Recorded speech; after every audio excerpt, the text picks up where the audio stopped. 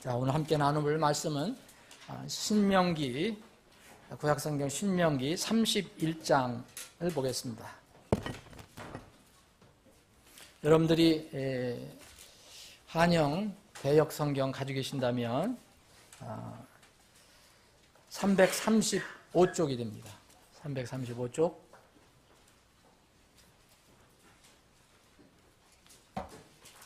신명기 31장.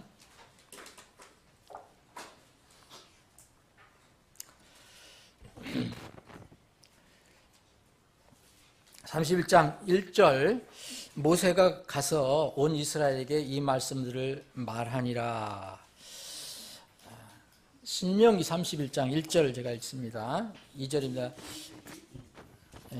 그가 그들에게 이르되 내가 이날 120세라 내가 더 이상 나가고 들어오지 못하겠고 주께서도 내게 말씀하시기를 너는 이 요르단을 건너지 못하리라 하셨느니라. 내 하나님 그분께서 너보다 앞서 가사 이 민족들을 내 앞에서 멸하시고 너로 하여금 그들을 소유하게 하시리니 주께서 이미 말씀하신 것 같이 여호수아가 너보다 앞서 건널 것이며 주께서 이미 멸하신 아모리 족속의 왕 시혼과 옥과 그들의 땅에서 행하신 것 같이 그들에게도 행하시리라. 자, 제가 중간에 생략을 하고요. 8절부터 또 읽겠습니다. 주 그분께서 너보다 앞서 가시고 너와 함께 하사 너를 떠나지 아니하시며 버리지 아니하시리니 두려워하지 말라 놀라지 말라 하니라. 모세가 이 율법을 기록하여 주의 언약궤를 메는 레위 아들 제사장들과 이스라엘의 모든 장로들에게 넘겨주고 그들에게 명령하여 이르되 7년이 끝날 때마다 곧 면제년의 엄숙한 때에 장막절에 온 이스라엘이 주 내 하나님께서 택하실 곳에서 그분 앞에 보이려고 올 때에 너는 온 이스라엘 앞에서 이 율법을 낭독하여 그들이 듣게 할지니라. 백성들 곧 남자와 여자와 아이들과 네 문 안에 거하는 나그네를 함께 모아 그들이 듣고 배우고 주 너희 하나님을 두려워하며 이 율법의 모든 말씀을 지켜 행하게 할지니. 13절은 함께 읽겠습니다. 시작합니다. 이것은 아무것도 알지 못한 그들의 자손들이 너희가 요르단을 건너가 소유할 땅에 사는 동안 듣고 주 너희 하나님 두려워하기를 배우게 하려 함이니라. 아멘. 아버지 하나님, 오늘 주일 아침에 생명의 말씀을 저희들에게 공급해 주심을 감사합니다. 겸허한 마음으로 마음의 무릎을 꿇고 말씀 앞에 서기를 원합니다. 필요한 교훈의 말씀을 우리에게 허락해 주시옵소서. 거룩하신 예수님의 이름으로 기도합나이다. 아멘.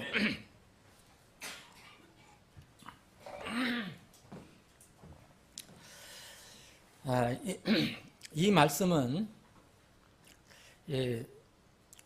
신명기 말씀은 모세가 이제 거의 이 땅에서 삶이 끝날 때가 되고요.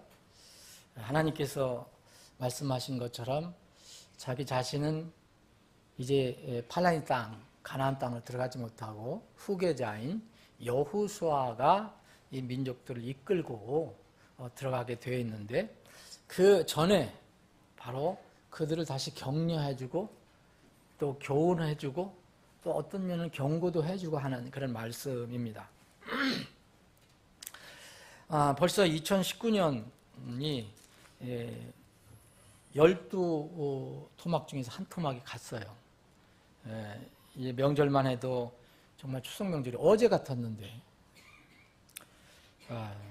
벌써 설 명절이고 정말 빠르게 지나가는 것은 세월뿐이 없는 것 같아요. 그래서 저는 이 말씀을 한 주 동안 준비하면서 이런 생각을 해봤습니다. 이렇게 빠르게 지나가는 세월 속에서 사는 것이 무엇인가, 인생이 무엇인지 다시 한번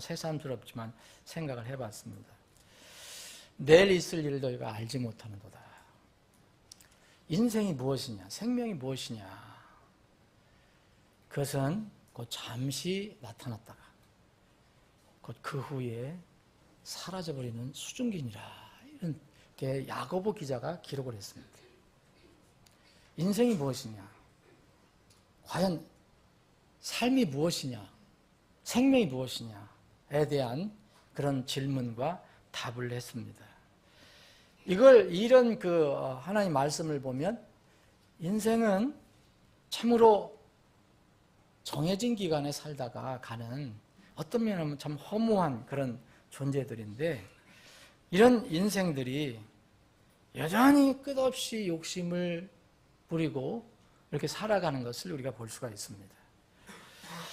땅에 살다가 이제 실증이 나서인지 아니면 어떤 높은 어떤 뜻이 있는지, 군사적인 목적인지 경제적인 목적인지, 이제 땅에서 살기 좀 실증 난다고 이제 달로 가 살라고 그러고 화성으로 가 살라고 그러고, 그래서 뭐 요새 우주 왕복선 돈만 많으면 거기다 한번 갔다 올 수도 있고, 이런 사람들이 이렇게 하고 있는데, 저는 제가 그 우주 과학을 몰라서 그런지 모르지만 저는 성경 말씀을 비춰보면 소위 우주 개발은 제가 보기에는 쓸데없는 일입니다.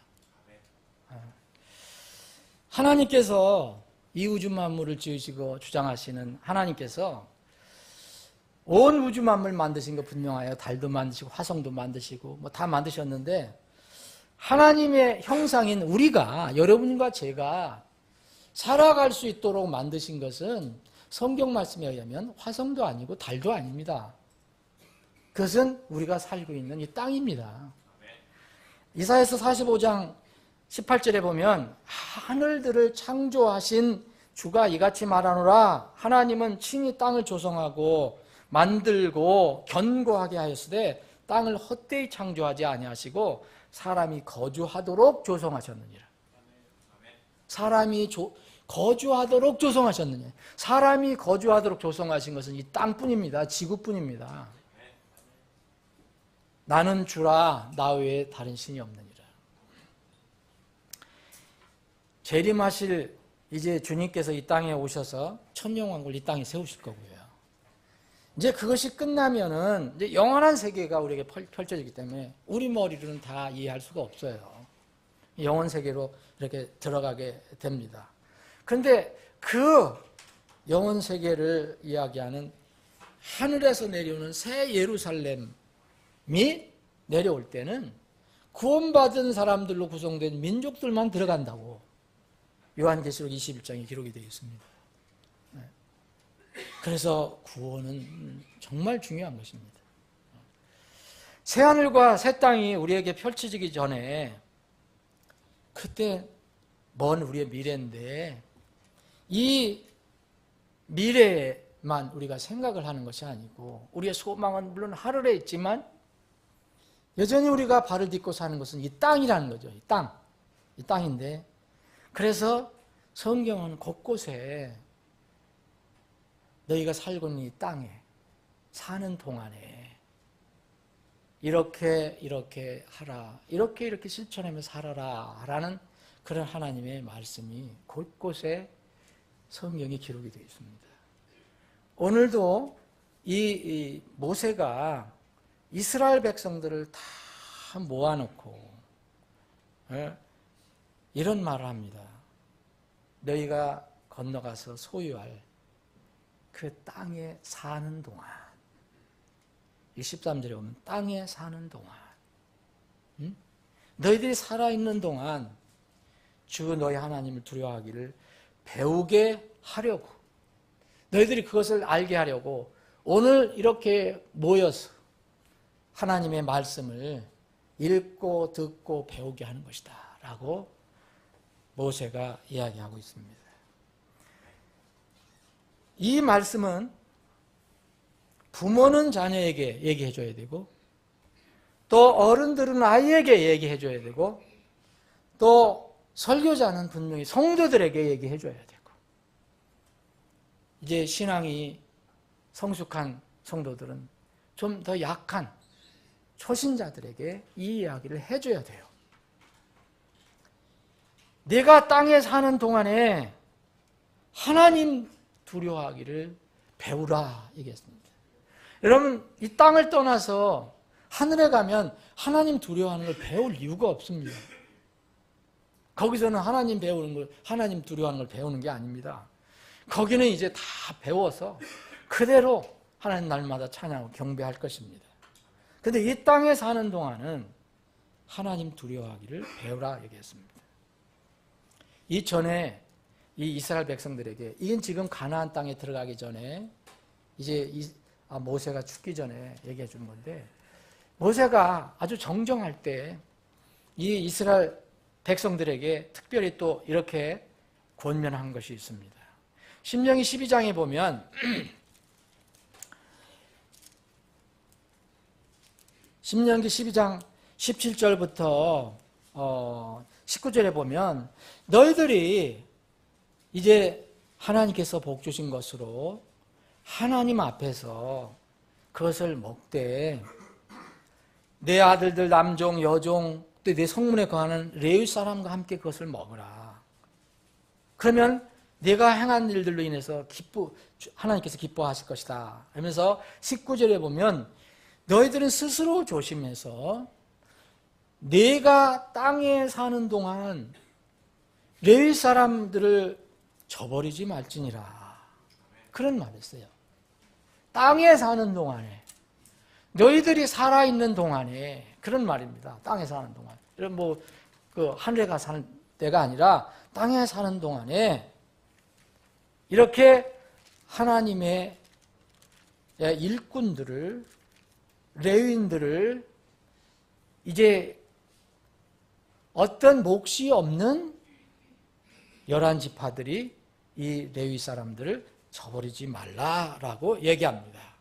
그래서 반복해서 이야기하는데 14장 27절에도 보면 내 성문 안에 있는 레위 사람은 너와 함께 나누는 몫이나 상속재산이 없는 자니 너는 그를 저버리지 말지니라. 근데 이게 예언이 또 거꾸로 들어맞았거든요. 나중에 저버려요. 이스라엘 사람들이. 11지파가 저버려요. 그래서 이제 하나님을 향한 예배가 그때 제사가 폐해지죠. 저기가 없어지니까 레위인들이 그 다른 11지파가 돕질 않으니까. 그래서 땅에 여기 특별히 이제 뭐라고 얘기했냐면 내가 조심해서 내가 땅에 사는 동안에 그랬습니다. 땅에 사는 동안에. 자, 오늘 본문 말씀은 또 내가 땅에 사는 동안에 하나님 두려워하기를 배우라. 레위인들에게 주신 명령도, 레위인과 관련된 명령도 하나님이 주신 명령이고 이 하나님을 너희들은 두려워하면 살아라 라고 얘기합니다. 여러분, 하나님을 두려워한다는 것은 여기 9절부터 12절에 있는 것처럼 율법, 하나님의 말씀을 듣고 배우고 지키는 것을 얘기하는 겁니다. 하나님을 두려워하는 사람은 자연스럽게 그렇게 나오는 거죠. 어디서 그렇게 합니까? 여기 11절에 보면 내 하나님께서 택하실 곳에서라 했어요. 사람들이 마음대로 모이는 곳이 아니에요. 내가 가고 싶은 대로 내 감정이 원하는 대로 가는 게 아니에요. 내 편리에 따라서 가는 게 아닙니다. 하나님이 정하신 곳이 있어요. 이스라엘 백성 모이는 곳. 그곳은 바로 성막입니다. 하나님의 궤가 있는 것, 법궤가 있는 것. 그곳을 하나님께서 지정하셨어요. 그리고 여기에 모이는 것은 온 이스라엘이라 했어요. 온 이스라엘. 모여서 하는 게 뭡니까? 하나님 말씀을 전하고 듣고 읽고 하는 거예요. 12절에 보면 백성들 그랬는데 백성들의 아이도 들어갑니다. 여러분, 백성은 아이 빼주려고 그러는데 빠지시면 안 됩니다. 남자 여자 아이들 있잖아요. 12절에 보면 심지어는 함께 너희와 함께 있는 나그네들까지 다 모여서 하나님이 정하신 곳에서 그렇게 하나님 말씀을 듣고 배우고 지켜라 라고 얘기합니다. 이 지금 이 시대도 매우 흡사합니다. 주님께서 말씀하신 것은 예배는 어른이나 아이나 다 함께 드리는 겁니다. 예배의 주축은 하나님 말씀입니다. 세상 이야기가 아닙니다. 내 감정이 아닙니다. 또 예배는 어떤 사람이 얘기하는 것처럼 아무 데서나 드리는 게 아니에요. 하나님이 정하신 곳이에요. 두세 사람이 내 힘으로 함께 모인 곳에 나도 거기에 그들 한가운데 있느니라라고 하신 것이 바로 주님의 몸인 교회입니다. 네. 이스라엘 백성들에게 이렇게 너희들이 땅에 사는 동안 이렇게 하나님 두려워하기를 배우라라고 얘기했습니다. 여러분, 하나님 두려워한다는 것이 뭡니까? 여러분, 아무리 인간 세상에서 반듯하고 의롭게 보이는 사람이라도요, 하나님을 모르고 하나님을 두려워하지 않으면 필연적으로 나타나는 결과가 있어요. 부패합니다. 필연적으로 타락합니다. 왜냐하면 인간은 원래 아무리 우리가 보기에 경건해 보이고 정의로워 보여도 하나님을 두려워하는 마음이 없으면, 하나님이 없으면 자기 본성에서 벗어날 수가 없어요. 윤리도덕으로 아니면 자기 체면으로 또 자기의 명예 때문에 조금 카바를 하는 것뿐이지. 여러분, 왜 하나님을 두려워해야 되느냐 하면 바로 그 이유 때문입니다. 하나님이 없는 사람은, 이유는 육신의 소욕을 처음에 이기는 것 같지만 결정적인 때는 못 이겨요. 세상의 유혹을 남이 보는 데서는 이기는 것 같지만 결정적일 때는 못 이겨요. 마귀의 관계 이기는 것 같지만 결정적일 때는 이길 수가 없어요. 왜냐하면 하나님을 두려워하는 마음이 없기 때문에 그래요.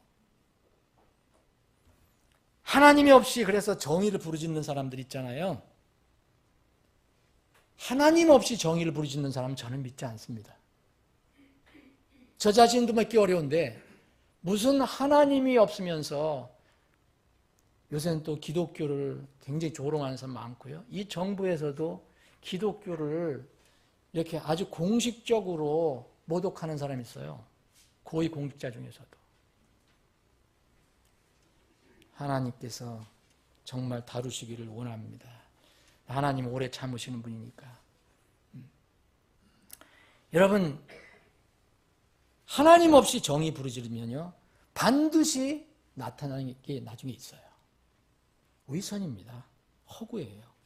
이걸 여러분 정치적으로 생각하지 말기 바랍니다. 그럼 사상 이념적으로 나누면 좌우로 나눠요. 중도도 있지만. 그런데 성경을 그대로 믿는 사람이라면 이 사회주의, 공산주의 사상을 받아들일 수가 없어요. 이거 불가능한 겁니다. 성경을 읽어보면. 우리가 하나님을 믿는다면.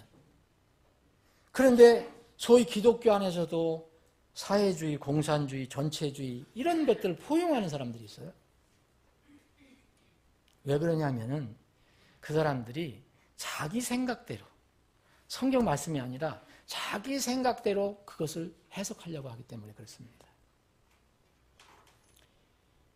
정말 하나님 없이 정의를 부르짖는 것보다는 저는 차라리 실수하고 넘어지더라도 두려워할 대상 하나님이 계시는 것이 더 좋다고 생각합니다. 더 안전하다고 생각합니다.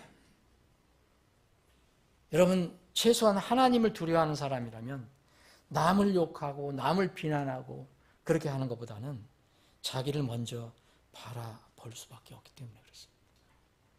그런데 하나님이 없는 사람, 하나님 두려워하지 않는 사람은 자기의 기준이 다 정의예요.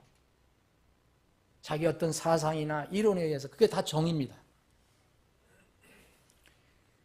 여러분, 예수님께서 이런 것들을 그래서 잘 가르쳐 주셨어요.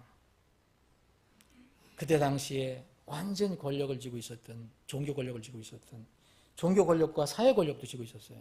서기관들과 바리새인들과 우유선자들, 이런 사람들에게 주님이 뭐라 하셨습니까? 너희가 화가 있을지어다. 너희들이 잔과 대접은 겉들은 막 닦는데 깨끗이 하되 그 속은 더럽도다. 누가 합니까? 그거를 세상 사람은 모르죠. 예수님만 하시죠. 예수님만. 여러분, 아브람, 롯 이렇게 둘이 살고 있었던 때가 있었어요. 물론 아브람하고 롯이 좀 떨어져 있었어요. 근데 아브람과 롯과 함께 또 연결된 사람이 있었는데, 아브람과 함께 사는 사람들이 소수의 사람이 있었고, 또 롯과 함께 사는 다수의 사람들이 있었어요. 롯과 함께 사는 사람들은 바로 소돔 사람들입니다. 소돔 사람들. 여러분, 이 세 부류 중에 한번 생각해 보세요. 아브람이 있고 롯이 있고 소돔 사람이 있어요. 여러분들이 최상의 모델은 누가 돼야 되겠습니까? 당연히 아브람입니다. 근데 아브람은 외롭습니다. 소돔에 연락이 없어요. 그 휘황찬란한 즐거움이 없어요. 편리함도 없어요. 세상에 연락으로 가득한 소돔과 고모라와 분리해서 들에서 산 사람이 아브람입니다.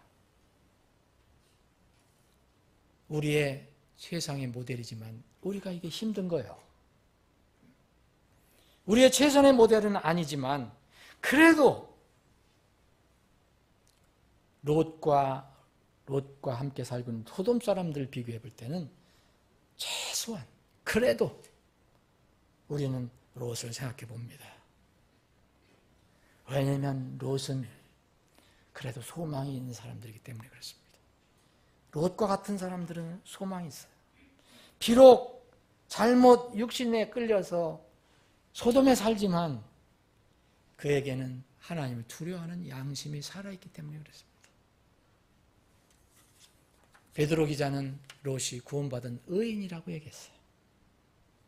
그런데 그곳에 살기 때문에 날마다 자기의 양심, 의를 상하게 한다고 그랬습니다. 여러분, 하나님이 없는 소돔 사람에게는 거듭나서 살아난 영이 없기 때문에 그들이 아무리 정의를 외쳐도 육신의 본성이 나오면 그것에 끌려가게 돼 있어요. 그래서 그들이 어떻게 사는지 모르지만 결정적일 때 하나님께서 보내신 두 천사가 나타났을 때 그 못된 짓을 한 거예요. 자기 본성에 끌려가서. 하나님이 없는 사람은 양심적인 회개를 할 수 없기 때문에 세상의 판단이나 결정이나 이런 것들이 기준이 되고 그것이 정의가 됩니다. 그러나 하나님을 두려워하는 사람은 세상의 판단이 최종적인 것이 아니에요. 여러분, 목적이 우리에게는 필요합니다. 근데 목적을 위해서 과정과 수단을 정당시하면 안 됩니다. 그리스도인은 절대 그렇게 하면 안 돼요. 우리가 중요한 것은 목적에 우리가 이르러야 되지만 그곳에 나중에 다다라야 하지만 하나님께서 그곳을 인도해 줄 겁니다. 우리가 중요한 것은 지금 가는 과정이에요. 과정. 이 과정이, 그리고 우리가 이 과정에서 쓰는 수단이 하나님이 인정하시는 것이어야 돼요. 그런데 하나님을 떠난 사람, 하나님을 무시하거나 하나님을 두려워하지 않는 사람들은 그들이 아무리 정의를 얘기하고 선을 얘기해도 결국은 하나님 보실 때는 위선적으로 행동하게 되고 부패하고 타락할 수밖에 없다는 거예요. 여러분, 이 지금 우리나라 있던 사회에서 일어나는 현상, 꼭 이걸 정치적으로 여러분 결부 안 시키더라도 정말 전에는 그런 일이 일어나기 전에는 정말 저 사람 문학가에 저도 존경하는 사람이었어요. 시를 좋아하고 소설 좋아, 옛날에 그랬으니까. 지는 지금 별로 좋아하지 않습니다. 정말 그때는 꿈도 못 꿀 그런 위대한 사람이었죠. 시 쓰고 소설 쓰면 뭐합니까? 여러분, 하나님이 없는데, 하나님이 없으니까, 두려워할 대상이 없으니까 안 보이는 데서는 온갖 그런 짓들을 하는 거예요. 여러분. 그런데 하나님을 두려워하는 사람은 성경, 곧 성경 말씀을 문자대로 믿는 사람입니다. 왜 두려워합니까? 우리는 약하기 때문에. 그리고 우리가 사는 건 모든 것이 최종 하나님으로부터 걸러져야 되기 때문에. 구원받은 사람이나 구원받지 않은 사람이나 하나님의 심판석을 피할 수가 없어요. 우리는 그리스도의 심판석을 이해받을 수가 없습니다. 그래서 하나님을 두려워하는 사람이 되어야 된다는 거예요. 이스라엘 백성들에게 이 모세가 이제 자기가 죽어가면서 이제 얼마 안 있으면 죽습니다. 120세에 죽잖아요. 해주고 싶은 이야기가 뭐겠는가? 너희들은 살아있는, 너희들은 내 후손들이, 너희들은 자손들이 이제 저 가나안 땅에 들어가는데 그 땅에 살 건데 너희들이 그 땅에 사는 동안, 땅에 있는 동안 하나님 두려워하기를 배우라. 아버지들은 아들에게 가르쳐주고 장로들은 백성들에게 가르쳐주고 그렇게 하라. 그 이야기입니다. 그 이야기입니다. 여러분, 무소불위의 권력을 가지고 있던 사람들, 여러분 어떤 사람들도 역사적으로도 그렇고 성경적으로도 그렇고 하나님을 두려워하는 사람과 두려워하지 않은 사람들은 분명히 차이가 나요. 여러분, 다윗같이, 다윗 나중에 고생하다가 이제 왕권을 올랐는데 그때 다윗의 그 권력은 정말 무소불위예요. 다윗도 무소불위의 권력을 가지고 있었어요. 물론 다른 왕들도 그랬어요. 그러면 누구를 생각해 볼까요? 악한 왕을 하나 생각해 봅시다. 이스라엘의 아합 왕. 아합 왕은 더 무소불위의 권력을 가지고 있었어요.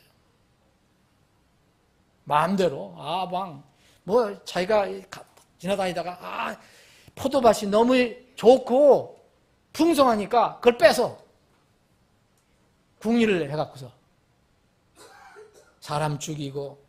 그런데요, 다 사람이 본성이 이러니까 그런 못된 짓을 합니다. 다윗 왕도 선한 왕이었지만 결정적으로 실수를 했어요. 그죠? 이제 뭐 좋은 자리에 올라가니까 보이는 게 없잖아요.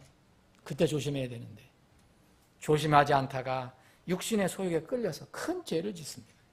뭐 장년들은 다 알 거예요. 제가 설명 안 해도. 그런데 다윗은 두려워할 대상이 있었어요. 구원받은 하나님 백성이에요. 하나님을 정말 두려워하는 대상으로 모시고 있는 사람이에요. 못된 죄를 졌어요. 큰 죄를 졌어요. 이거 뭐 간음죄에다가 살인죄에다가 거짓말한 죄에다가. 그런데 하나님께서 나단 대언자를 보내줬어요. 가서 그에게 하신 것은 그냥 하나님 말씀을 선포한 것뿐이에요. 하나님 말씀 전한 거예요. 지금 뭐 정치적으로 토론한 것도 아니에요. 정치적으로 토론 잘하는 사람은 거기서 뭐 옳은 것으로 끝내버리잖아요. 그죠? 정당하다. 말 잘하고 그러니까 이제 끝나서로 해야지나요. 그런데 그냥 나단 대언자랑 가서 하나님 말씀을 전한 거예요. 호되게 책망을 합니다. 하나님 말씀으로. 사무엘 하 12장을 보면. 그때 어떻게 했습니까? 다윗은 어떻게 했습니까? 여러분, 이게 하나님을 두려워하는 사람과 두려워하지 않는 사람의 차이예요. 무소불위의 권력을 가지고 있는 사람이에요. 다윗 왕. 얼마든지 나단 대언자 무슨 힘이 있어요? 저거 끌어가 죽여. 그래도 끝나요. 얼마든지 덮을 수도 있어요. 그런데 나단 대언자가 하나님 말씀을 가지고 자기 앞에 나타났을 때, 그 말씀을 들었을 때는 다윗은 거기에 무릎을 꿇습니다. 무릎을 꿇어요. 그래, 제가 말씀을 들어보니까 정신 드는 거죠. 그때 이제 제가 죄를 지었습니다. 제가 무서운 죄를 지었습니다라고 고백을 합니다. 이게 그리스도인의 모습이에요. 하나님을 두려워하는 사람들의 모습입니다. 하나님을 두려워하는 사람은 모든 것이 완벽하다는 것이 아니에요. 아합 왕은 어떻습니까? 그 안에 또 그 둘이 짝짝꿍이 돼갖고 그 이세벨, 온갖 못된 짓은 다 했어요. 뭐 우상숭배 이런 걸 제쳐놓고라도 하나님께서 보낸 대언자가 있었어요. 그때 엘리야가 가서 책망을 합니다. 그랬더니 회개했나요? 요새 그런 사람들이 많이 보이잖아요, 여러분. 정치권, 문학계, 문화권에 다 있어요, 다. 방송계, 누군지 여러분들은, 저는 모르지만 여러분들 아실 거예요. 책망을 하니까 회개하지 않고 자기가 옳다고 주장합니다. 그리고 대신 하나님 말씀을 전하는 그 메신저를 죽이려고 합니다. 하나님 두려워할 대상이 없기 때문에 그래요. 거듭나지 않은 사람들은 이렇게 합니다. 자기 본성, 세상의 기준이 최고의 선이에요.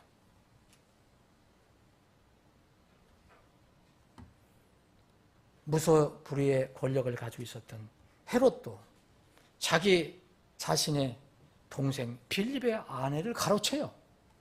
이런 상상할 수 없는 그때의 정의로운 대언자, 예수님의 길을 예비하러 오신 침례자 요한이 이 소식을 듣고 책망을 합니다. 그건 하나님의 법상, 하나님 말씀에 의하면 위배다. 네, 헤롯 어떻게 했습니까? 다윗처럼 무릎을 꿇었나요? 전혀 회개하지 않고 나는 정이고 너는 불이다 라고 그를 감옥에 가둡니다. 그랬다가 그것도 결국은 자기의 정부 헤로디아의 간계를 이기지 못하고 그 헤로디아의 그 정말 살살거리는 그런 요구 때문에 결국 무서운 죄를 짓습니다. 침례자 요한을 죽여버립니다. 그의 마음 안에 두려워할 대상이 없기 때문입니다. 두려워할 대상이 없기 때문에 자기가 마음대로 하는 거예요. 여러분, 죄를 짓고도 전혀 회개하지 않고 오히려 뻔뻔하게 자기의 의를 주장하는 사람들은 정말 주의해야 됩니다. 우리가 함께 상종할 사람이 아닙니다. 그러나 불법을 저지르고 실수도 했지만 최소한 부끄러워하고 고개를 숙이는 사람은 우리는 격려해주고 하나님 말씀을 전해야 합니다.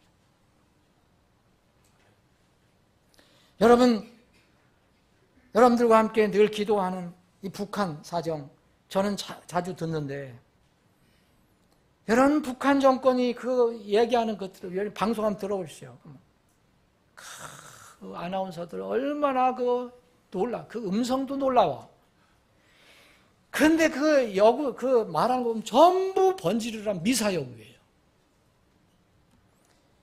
그걸 들어보면 지구상의 북한이 지상 최상 낙원이에요. 그래요? 최고의 낙원이죠. 지상 낙원이고 이 세상에서 가장 정의로운 나라가 그 나라예요. 김정은은 최고의 의로운 영도자예요. 세계적인 영도자. 여러분, 그런데 이 시대에도 적지 않은 젊은이들이, 정치인들이, 종교인들이 칼 마르크스, 레닌주의에 신봉합니다. 하나님 말씀을 정확하게 모르기 때문이에요. 세상 사람들은 그렇다 그래도 무슨 기독교 관련된 사람들이 도대체 이게 어떻게 이런 일이 이루어질 수 있을까? 여러분, 사회주의, 공산주의, 칼 마르크스, 레닌주의 사상은 하나로 요약하면 이겁니다. 하나님은 없다. 사람은 물건이다. 유물론입니다. 유물론. 그러니까 목적을 위해서는 그 수단과 과정은 다 정당시되는 겁니다.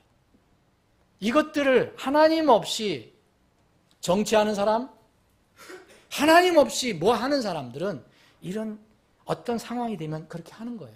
자기들의 과정, 자기들의 그 수단은 상관없어요. 나중에 자기들의 목적이 의로우면 다 정당시되는 거예요. 사랑하는 여러분, 이것을 바로 하나님께서는 이 모세를 통해서 이스라엘 백성에게 내가 이 땅에 사는 동안에 하나님을 두려워하기를 배우라 그랬어요. 너의 자손들이 배우라. 너무너무 중요한 것입니다. 이게. 우리 자녀들에게도 하나님 두려워하기를 배워야 됩니다. 하나님 두려워를 배우면 하나님이 나를 치실까? 뭐 이런 뜻이 아니에요. 하나님이 우리를 바라보시면서 마지막 심판을 하실 분이다. 그분을 속일 수 있는 것은 아무것도 없다. 그분의 말씀이 정의다. 그분의 말씀이 진리다. 그래서 우리는 그분을 두려워하면서 따라가야 된다. 그런 말씀입니다. 자, 내가 땅에 사는 동안에 이스라엘 백성에게 이렇게 이야기했습니다. 자, 그러면 이 신약 성경에는 그런 게 없는가요?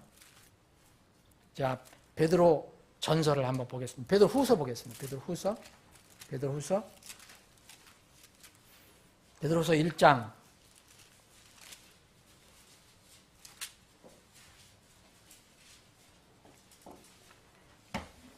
베드로 사도가 주신 말씀입니다. 11절부터 제가 읽겠습니다. 또 이렇게 주께서 우리 주 곧 구원자 예수 그리스도의 영존하는 왕국에 들어감을 너희에게 풍성히 베푸시리라. 그러므로 비록 너희가 이것들을 알고 현재 진리에 굳게 서 있을지라도 너희가 항상 그것들을 기억하게 하는 일에 내가 게으르지 아니하리라. 13절.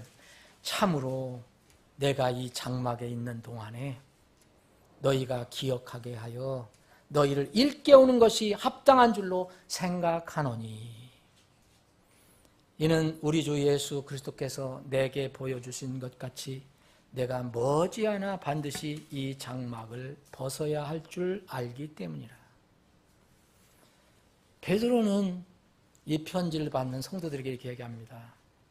내가 이 장막에 있는 동안에, 바로 이스라엘 사람들에게 주신 하나님 말씀 같습니다. 네가 땅에 사는 동안에, 내가 이 장막에 있는 동안에. 여러분, 우리가 하나님의 구원받은 하나님의 자녀라면 이렇게 스스로 결단하고 고백해야 합니다. 베드로는 이렇게 마지막을 고백을 했어요. 내가 사는 동안에, 내가 이 장막에 여전히 있는 동안에 베드로는 무엇을 하기를 원했나? 사람들에게 말씀을 상기시켜주고 일깨워주는 일, 내가 죽기까지 일을 하겠다라고 얘기한 겁니다. 말씀을 들을 수 있고 배울 수 있는 것은 하나님의 말씀이 우리 옆에 있을 때에만 가능한 겁니다. 어느 때가 되면 우리가 원하지 않아도 하나님의 말씀을 우리가 찾지 못할 때가 와요. 우리가 그런 때에 있지 않기를 저는 바랍니다. 그런데 성경은 분명히 예언을 하고 있어요. 마지막 때 분명히 돌아올 것입니다. 아모스 8장을 보면 11절 12절에 보면 주 하나님이 말하노라 보라 날들이 이르리라. 내가 그 땅에 기근을 보내리니, 하나님께서 친히 말씀하신 겁니다. 빵으로 인한 기근도 아니요 물로 인한 갈증도 아니요 오직 주의 말씀을 듣지 못한 기갈이라. 그들이 바다에서 바다까지 북쪽에서 동쪽까지 떠돌아다니며 주의 말씀을 구하려고 이리저리 다름질해도 그것을 얻지 못하리라. 그래서요, 우리는 항상 하나님 말씀이 있고 우리 옆에 있고 또 항상 우리에게 하나님 말씀을 가르쳐주고 알려주는 사람이 항상 있는 것이 아닙니다. 그것이 떠나고 없어질 때가 있습니다. 그 개인적으로 그런 개인적인 환경이 올 수도 있고 역사적으로 공통적으로 올 때도 있어요. 이스라엘의 우시야 왕이, 이스라엘 우시야 왕이, 유다의 우시야 왕이, 그때 우시야 왕 시대에 하나님의 환상을 받고 하나님의 말씀을 받은 대언자가 있었어요. 그런데 그때는 이 대언자만 하나님의 환상을 받고 그것을 해석하고 알려줬어요. 그래서 이 우시아 왕이 좋은 점이 하나 있었어요. 우시아 왕은 자기가 왕이 있는 동안, 곧 스가랴가 사는 동안, 그 대언을 받은 스가랴가 죽으면, 또 자기 옆에 없으면 더 이상 그 하나님이 주신 그 환상을 알 수가 없기 때문에, 그 스가랴가, 곧 하나님 말씀을 전하는 스가랴가 살아있는 동안 그를 통해서 하나님의 말씀을 구했다라는 말씀이 나옵니다. 좋은 점입니다. 역대하 26장을 한번 보겠습니다.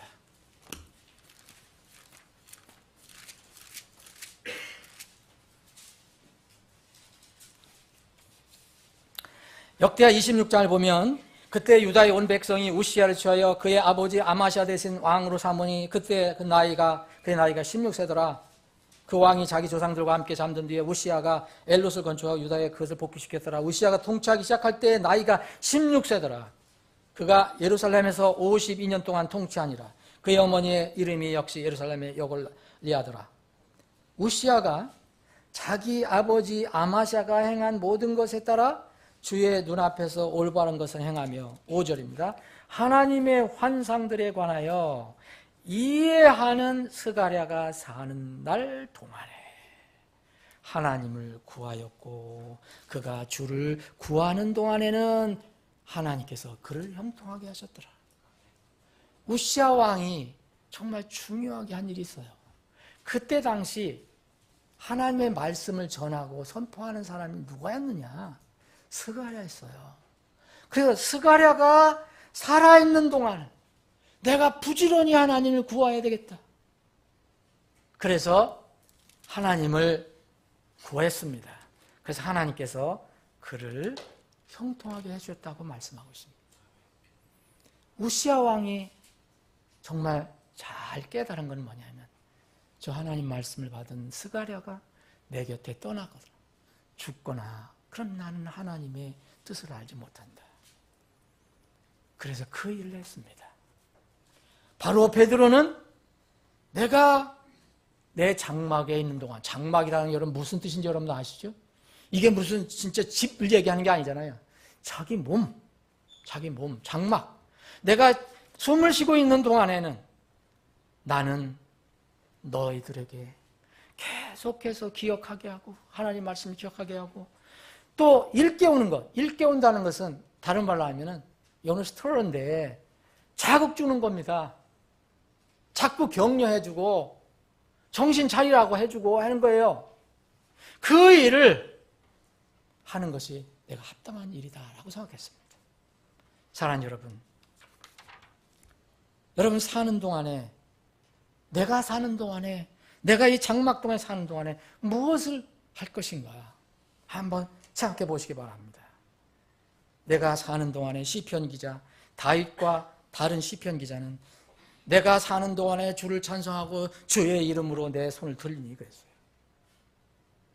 내가 사는 동안에 주께 노래하고 내가 생존하는 동안에 노래로 하나님을 찬양하리로다.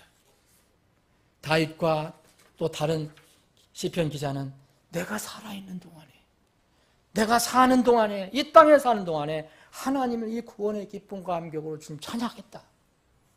그리고 베드로는 내가 이 장막에 사는 동안에 다른 사람을 도와서 자꾸 하나님 말씀을 전해주고 일깨워주고 굳굳하게 서라고 그런 일을 하겠다라고 결정을 한 것입니다.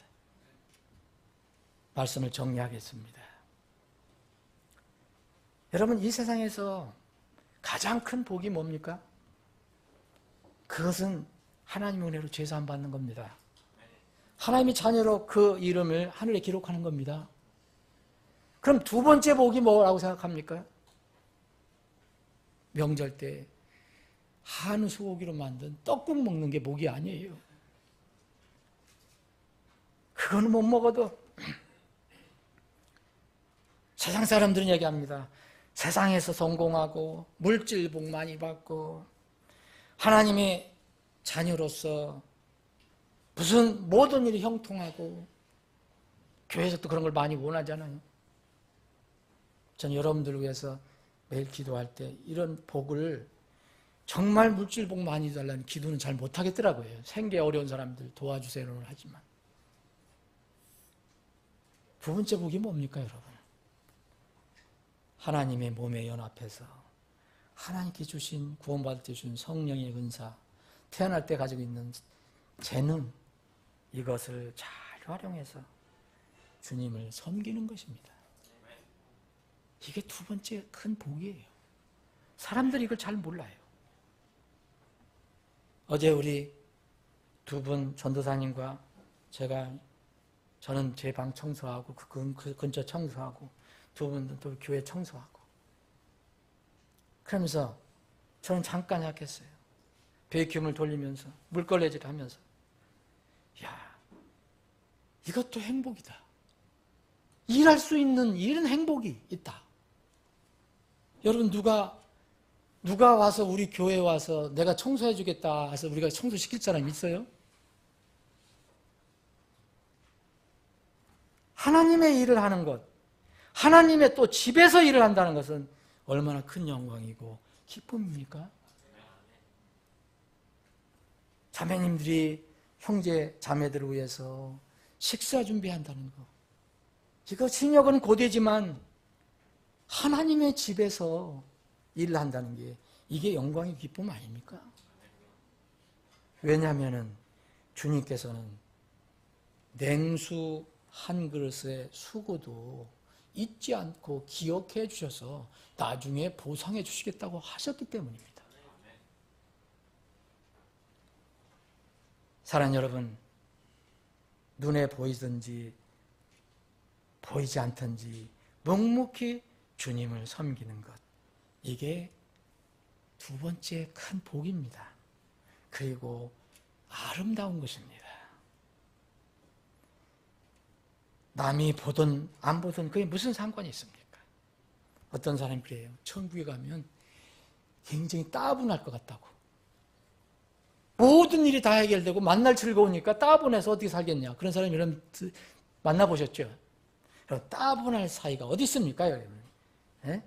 매일, 매 시간, 매 순간 영원한 절정의 희열이 있고 거룩한 흥분 속에서 사는데 여러분 자세히 모르지만 하늘에서는 계속 찬양한다고 나옵니다. 그리고 섬긴다고 계속 나옵니다. 여러분 계시록 읽어보세요. 계속 섬기는 게 나옵니다. 구체적으로 뭘 섬기는지 모르지만 분명히 그 중에 하나는 섬기는 거예요. 찬양이에요. 근데 놀랍게도 통치를 한다고 돼 있어요. 천년 왕국에도 통치하고 또 새하늘과 새 땅에서도 통치한다고 나옵니다, 여러분. 계시록 22장 5절 보십시오. 우리가 통치한다고 나옵니다. 사랑하는 여러분, 모세를 통해서 이스라엘 백성에게 내가 사는 동안 곧 그들 각자가 이스라엘 백성 각자가 땅에 사는 동안 레위 지파를 저버리지 말라 그랬고 주 하나님을 두려워하기를 배우라고 그랬습니다.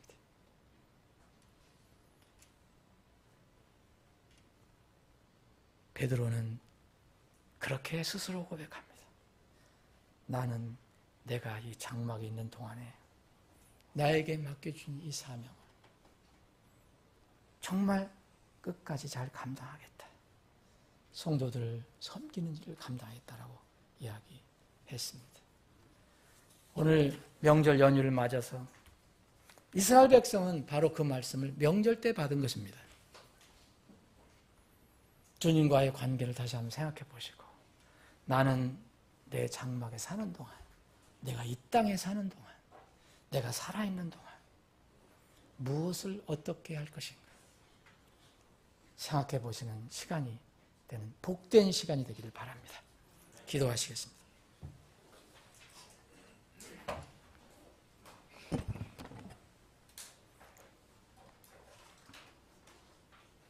아버지 하나님, 오늘 머릿속에 기도하는 주의 백성들을 굽어 살펴주셔서 각자의 필요한 생명의 말씀을 통한 교훈을 허락해 주옵소서.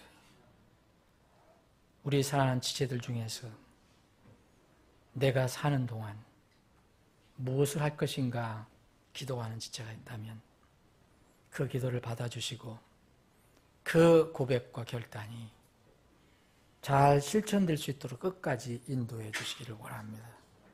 또 우리에게 맡겨주신 우리 자녀들에게 또 우리가 전할 사람들에게 당신이 사는 동안에 내가 이 땅에 사는 동안 무엇을 할 것인가를 하나님의 지혜를 통해 잘 가르치고 전하고 나눌 수 있게 주시옵소서.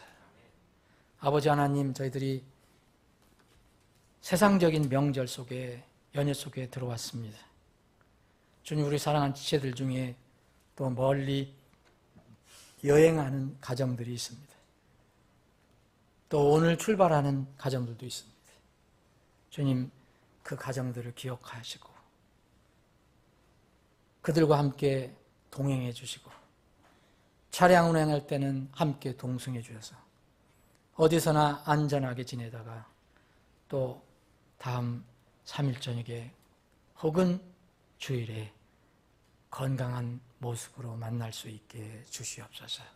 이 연휴 기간에도 주님께서 말씀을 통해서 우리와 늘 동행해 주실 것을 믿고 감사드리며 거룩하신 예수님의 이름으로 기도합나이다.